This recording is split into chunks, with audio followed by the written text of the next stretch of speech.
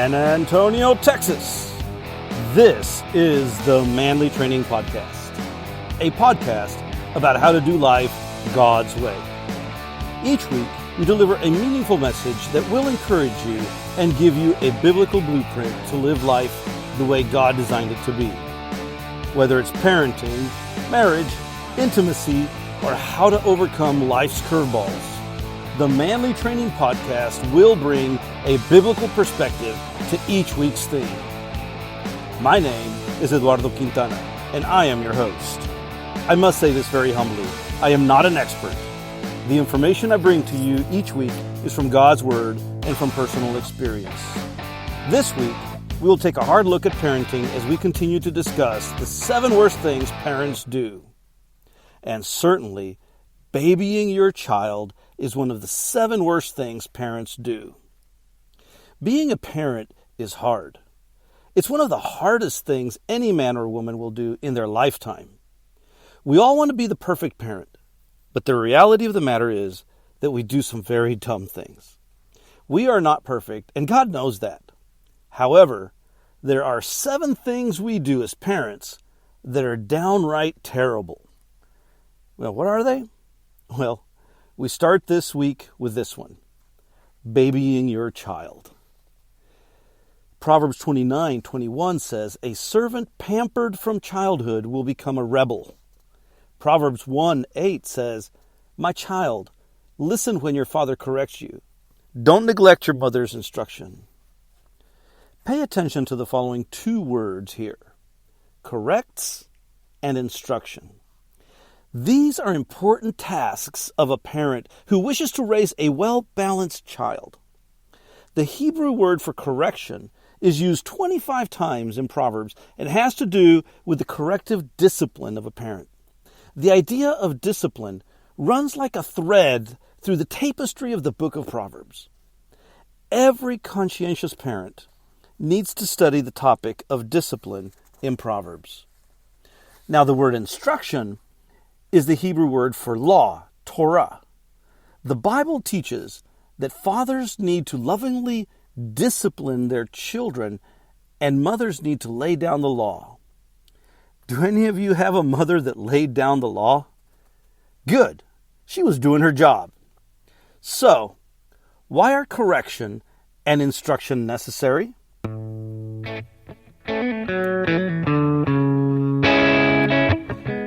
Well, correction and instruction give confidence to our children. Correction and instruction prepare them for life on their own.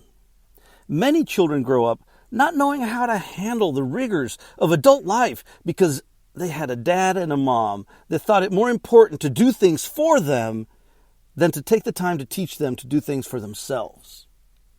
Kids become young adults not knowing how to iron a shirt or a blouse, or how to use a washing machine, or how to reconcile their bank statement, or how to hold a job because they were not corrected or instructed.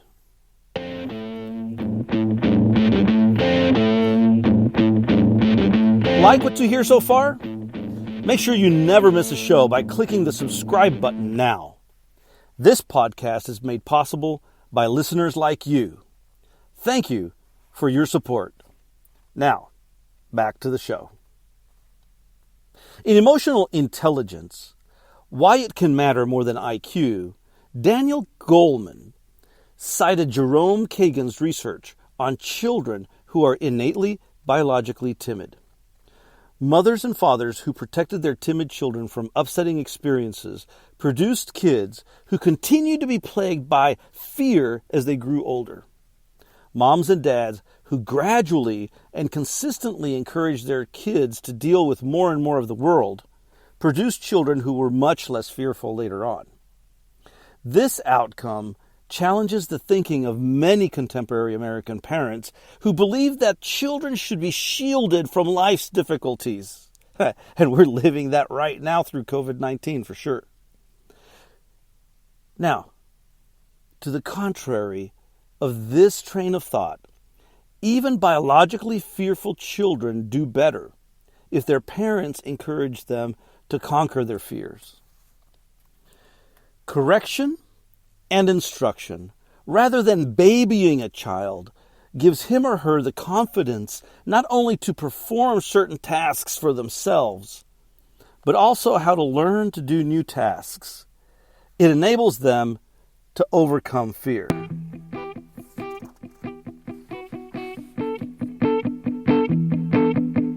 The other night, I was watching a PBS documentary on President Franklin Roosevelt. You know, one of the most interesting parts of the biopic was that the way that his mother doted on him. He wasn't allowed to bathe himself until he was 8 years old. He didn't handle his own finances until 1941, when his mother died, only 4 years before his own death. Basically, Roosevelt's mom handled all of his finances. In fact, before moving into the White House, Roosevelt and his family lived in an adjoining brownstone with his mother. There were open doors between their homes, for sure. Now, what effect did being babied have on this famous man in history? Well, after marrying, not surprisingly against his mother's wishes, he went on a 3-month-long honeymoon to Europe with his wife Eleanor. Eleanor was surprised by Franklin's frequent, inexplicable nightmares. He was suffering what the doctors called separation anxiety by being away from his mother for so long. The man who said, "The only thing we have to fear is fear itself," was constantly afraid. By critiquing her letters, psychologists concluded that FDR was driven to seek power because of his inner insecurities. There's a better way to help your child achieve success in life: correction and instruction. Don't make the mistake of babying them. Don't let the children make the family rules. That's the job of the parents. Don't let them run the show. Give them limits.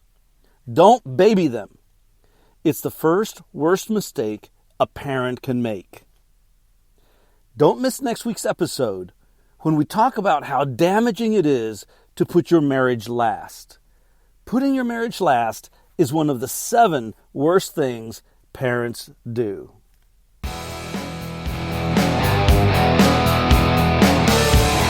Thank you so much for joining us this week on the Manly Training Podcast.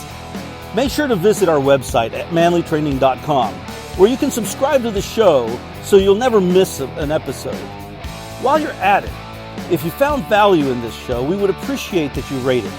Or if you'd simply just tell a friend about the show, that would help us out too.